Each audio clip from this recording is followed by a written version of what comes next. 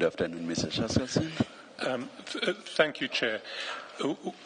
I have much more than half an hour's worth of open material to traverse, but what, with your permission, I would like to do first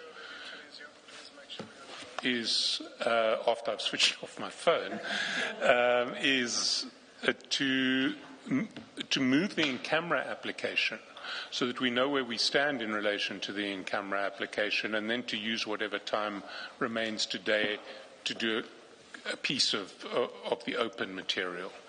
And if we need to pick up the open material again, either tomorrow or at a later stage, well, we will need to pick up the open material tomorrow or at a later stage, we can do so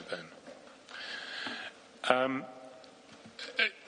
Chair, we have made an application for some of the chats of General Khan to be dealt with in camera. It was posted and there has been no opposition to it.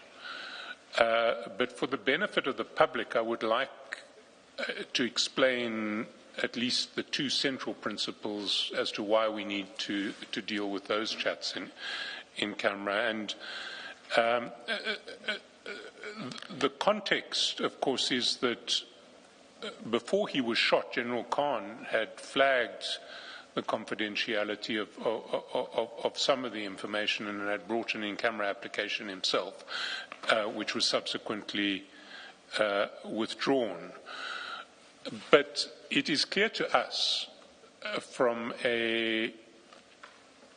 simply from inspecting some of the chats that we have seen, that traversing those chats would disclose the identity of informants who are placed within organized crime gangs and are supplying information to General Khan. And if we were to disclose their identities, or even the evidence from which their identities can be inferred, that would put the lives of those informants and possibly other people at risk. So that's one category that we need to address in camera, because it really does pose a risk to life. And then there is another category which relates to ongoing investigations into specific offences committed by organised crime groups, and offences in respect of which there are ongoing investigations, but the suspects have not yet been arrested. And if we were to disclose that information, we might well either prejudice the investigations or possibly signal to the suspects that they are under investigation and that there is evidence against them, and essentially invite them to abscond. So those are the two categories that we have identified that we would like to lead in camera. And in the absence of any opposition to the in-camera application, I would ask that we are granted leave to lead that evidence in camera. We were planning to do so tomorrow, but that can be addressed later after Mr. Valley has certain concerns in relation to tomorrow, which he would, I think, like to put to the Commission. We would want to respond to that. But for now, we would ask for an order that those categories of evidence be permitted to be led in camera.